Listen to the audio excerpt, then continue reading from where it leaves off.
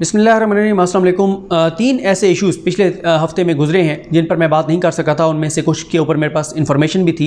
एक आसिम सलीम बाजवा साहब के मुस्ताफ़ी होने का मामला, फिर जहांगीर तरीन साहब और उनके ग्रुप का मामला, और तीसरा चौधरी निसार अली ख़ान के हवाले से एक ख़बर जो तारिक अज़ीज़ साहब ने दी। पिछले हफ़्ते वर्कशॉप चल रही थी, इस हफ़्ते भी चल रही है, लेकिन मैं पिछले हफ़्ते बात नहीं कर सका था, तो सोचा उस पर थोड़ी सी बात कर लें जो मेरे पास इन्फॉर्मेशन है।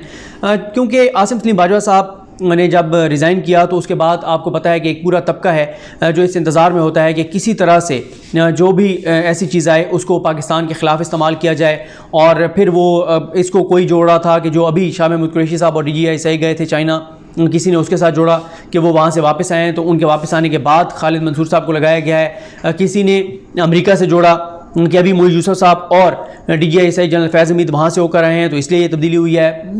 वो जिसे कहते हैं ना कि जितने मुँह उतनी बातें, बड़े बड़े दावे किए गए। लेकिन मैंने जो अपने तय कोशिश की और इस पर मुख्तलिफ लोगों से बात की, तो मुझे यही पता चला है कि असद उमर साहब कोशिश कर रहे थे कि एक और ऐसे PM जो है वो आए जो CPEC में, और ज़ाहिर है एक तो इसमें एक वजह ये भी है कि CPEC बहुत बड़ा प्रोजेक्ट है, एक बहुत बड़ा मंसूबा है, और हो सकता है नेक नियति के साथ असद उमर साहब ये समझते हों कि एक बंदा और आए और उसकी ज़रूरत है। लेकिन आसिम सलीम बाजवा साहब के करीबी लोग जो हैं वो ये बताते हैं कि आसिम सलीम बाजवा साहब ये समझते हैं कि अगर एक काम में दो लोग होंगे तो वो काम नहीं हो पाएगा। बिल्कुल उसी तरह से जैसे आसिम सलीम बाजवा साहब जब उनको मामले ख़ुसूसी बनाया गया था इतलात के ऊपर, तो फिर उस वक्त उनका एक्सपीरियंस कोई अच्छा नहीं रहा, क्योंकि शिबली फराज साहब हैं वो वज़ीर इतलात थे, इनको जो है वो लगाया गया, इनको भी इतलात में लगाया गया आसिम सलीम बाजवा साहब को। फिर 2-3 और लोग तहरीक इंसाफ के वो भी अपने अपने मीडिया सेल चला रहे थे, वो उनका भी मीडिया में इंटरफेरेंस था, मुदाखलत थी। तो आसिम सलीम बाजवा साहब ये समझते थे और समझते हैं कि अगर एक काम में एक ही बंदा होगा तो वो बेहतर अंदाज में करेगा। उसमें उनका ये था कि अगर वो कर रहे थे तो वो कर रहे थे अपने तौर पर, अब खालिद मंसूर साहब करना चाहते हैं तो फिर खालिद मंसूर साहब ही करें ताकि ये मसाइल ना हो।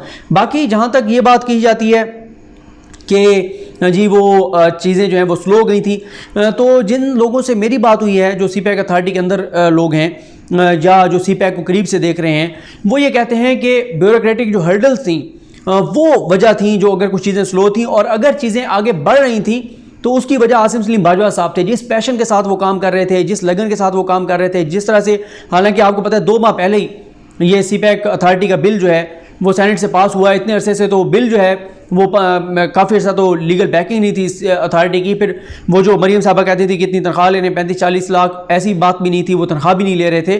और फिर जाहिर है बलूचिस्तान के सूरत हाल कौन से बेहतर कौन जान सकता है, वो कोर कमांडर है वहाँ पे, और जिस तरह से हमने गवादर जाकर देखा जिस तरह से वो पैशन के साथ काम कर रहे थे, तो जो जिन लोगों से मेरी बात हुई है वो ये कहते हैं कि अगर काम चल भी रहा था तो उसकी वजह आसिम सलीम बाजवा साहब थे।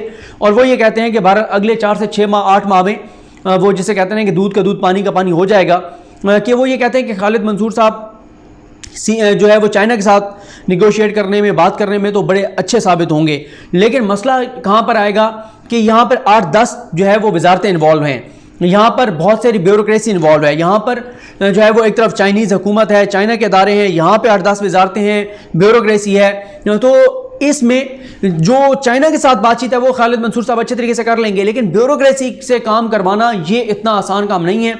और जिन लोगों से मेरी बात हुई है तो 6 से 8 माह जो आने वाला वक्त है वो डिसाइड करें, वो कह रहे हैं कि आने वाला वक्त ये साबित कर देगा कि अगर चीज़ें कुछ स्लो थी तो उसकी वजह आसिम सलीम बाजवा साहब नहीं थे, और खालिद मंसूर साहब वो चीज़ भी नहीं कर पाएंगे जो कम अज़ कम आसिम सलीम बाजवा कर रहे थे। और हाँ, अगर क्योंकि असद उमर साहब इनको लाए हैं, असद उमर साहब अगर पूरी अपनी जो है वो फोकस करके और इनको सपोर्ट करेंगे और इनके साथ चलेंगे और इनको चलाएंगे, और जहाँ जहाँ इनको रुकावटें हैं वहाँ इनको पूरा इनके साथ चलेंगे तो फिर तो है। लेकिन उसके लिए वो कहते हैं कि असद उमर साहब पहले ही बहुत सारी चीज़ों में हैं, वो बहुत सारी जगहों पे काम कर रहे हैं, प्लानिंग मिनिस्ट्री एक अच्छा खासा उनके पास काम है, तो इतना उनके लिए भी मुमकिन नहीं होगा कि वो पूरी इनको सपोर्ट देकर और इनके साथ चलें। लेकिन ब्यूरोक्रेसी, बहरहाल जिन लोगों से मेरी बात हुई वो कहते हैं कि इतना आसान नहीं है कि ब्यूरोक्रेसी खालिद मंसूर साहब को चलने दे, लेकिन ये बहरहाल अगले 4 से 6 माह में डिसाइड होगा। अलबत्ता आसिम सलीम बाजवा साहब ने जो है वो 40 साल तक सर्व किया। और आपने देखा ISPR का पहले कहीं नाम नहीं था, जब वो आए उन्होंने ISPR को इदारा बनाया और आज ISPR वो इदारा बन चुका है कि भारत से भी आपने देखा कि एक बार वहाँ से आया कि भारत में भी ये बात हुई कि वहाँ पर भी ISPR की तर्ज का एक इदारा बनाना चाहिए। और हमने देखा कि ISPR ने किस तरह से दुश्मन का जो पाकिस्तान के दुश्मनों का जो बयानिया है उसको कैसे काउंटर किया और किस तरह से पाकिस्तान की फ़ौज की जो कोशिशें हैं, जो काविशें हैं, उनको किस तरह से उन्होंने इंटरनेशनल मीडिया के सामने हाईलाइट किया और अभी भी बहुत ज़बरदस्त अंदाज से हमारा ISPR काम कर रहा है। यहाँ तक कि CPEC अथॉरिटी को भी आप देख लें, CPEC अथॉरिटी कोई नाम नहीं था, उन्होंने आके चीज़ें एक उसको इदारा बनाने की कोशिश की। अभी सेकंड फेज़ में चला गया हुआ है CPEC। और फिर ये जो बात हो रही है कि चाइना के हवाले से बात हो रही है कि जी चाइना नाराज़ है। अगर चाइना नाराज़ होता या उनके तफजात होते तो चाइनीज़ एक एक लफ्ज़ बड़ा कैलकुलेटेड होता है उनका और वो बोलने से पहले कई बार सोचते हैं। तो जो चाइनीज़ सफ़ीर हैं उनका ट्वीट आप पढ़ लें, आसिम सलीम बाजवा साहब के हवाले से, उन्होंने बहुत अप्रीशिएट किया। तो इसका मतलब ये नहीं है कि कोई चाइना उनसे नाराज़ था, लेकिन मैंने आपको बताया है कि ये बहरहाल आने वाला वक्त बताएगा। और आसिम सलीम बाजवा साहब चाहते तो एक पूरा एक मुहिम चलवा सकते थे इस सारे मामले पर कि जी नेगेटिव एक कंपेन चलवा सकते थे या ज़राए से ख़बरें चलवा सकते थे, लेकिन उन्होंने ऐसा नहीं किया। और वो यही समझते हैं कि जो खालिद मंसूर साहब हैं वो बिल्कुल भरपूर अंदाज से काम करें और अगर दो लोग होंगे तो फिर वो चीज़ें उस तरह से नहीं हो पाएंगी, क्योंकि मैंने आपको बताया कि उनका पहले का तजर्बा जो है वो इतना अच्छा नहीं था। ML1 के हवाले से मुझे एक सोर्स है वो बता रहे थे कि ML1 में कोई 9.2 अरब डॉलर का मंसूबा था जो प्लानिंग मिनिस्ट्री है जो उन्होंने कहा कि नहीं ये 6.8 अरब डॉलर में हो सकता है। कुछ चीज़ों पर उन्होंने कट लगा दिया। फिर चाइना से जब रब्ता किया कि हम 3 फेजेज़ में आपसे कर्जा लेंगे, जब उन्होंने अप्लाई किया पहले फेज़ के लिए और कहा कि हमें 1 से 1.5% पर दें, तो उस पर भी चाइनीज़ ने माइंड किया। तो वो बहरहाल बता रहे थे, असल में बताना वो ये चाहते थे कि ब्यूरोक्रेटिक जो यहाँ पर चीज़ें हैं जिस तरह से वो देखते हैं उस तरह से चीज़ें नहीं होती। और आसिम सलीम बाजवा साहब पूरी कोशिश कर रहे थे कि जितनी जो है वो धक्का लगाया जा सकता है लगाया जाए और चीज़ों को आगे बढ़ाया जाए। तो बहरहाल देखते हैं कि चीज़ें किस तरह से आगे चलती हैं। दूसरा मामला जो है वो जहांगीर तरीन साहब का है। जहांगीर तरीन साहब का मामला ये है कि मैंने आपको बताया था कि नज़ीर चौहान साहब का जब मामला चल रहा था तो मैंने अपनी वीडियो में आपको बताया था कि जहांगीर तरीन इसलिए खुल के उनके हमायत में उस तरह से उनके साथ खड़े नहीं हुए क्योंकि ये बड़ा हसास मामला था और इसलिए वो उनके साथ खड़े नहीं हुए। और फिर जब वो उनके साथ खड़े नहीं हुए तो नज़ीर चौहान ने कहा कि मैं जहांगीर तरीन के साथ खड़ा हुआ, जहांगीर तरीन मेरे साथ खड़ा नहीं हुआ। और फिर जेल में 2-4 दिन भी वो बर्दाश्त कर सके जेल की सख्तियाँ। और फिर साथ ये भी बताया जाता है कि उनके कुछ मामलात नज़ीर चौहान साहब के कुछ प्रॉपर्टी के थे वो भी फाइलें एंटी करप्शन उठा कर ले गया। तो इसलिए फिर उन्होंने जो है वो ये कहना शुरू कर दिया कि मुझे तो जहांगीर तरीन ने इस्तेमाल किया। हालांकि पहले अगर आप याद करें जिस दिन पार्लिमानी लीडर अनाउंस किया था सैयद अकबर खान नवानी को पंजाब असम्बली में, तो उस दिन नज़ीर चौहान साहब ने वसीम बादामी के प्रोग्राम में कितनी सख्त बातें की थी कि कौन है इमरान खान, क्या पाकिस्तान इमरान खान का नाम है, इमरान खान नहीं होगा तो क्या पाकिस्तान नहीं होगा, क्या इमरान खान नहीं होगा तो तहरीक इंसाफ नहीं होगी।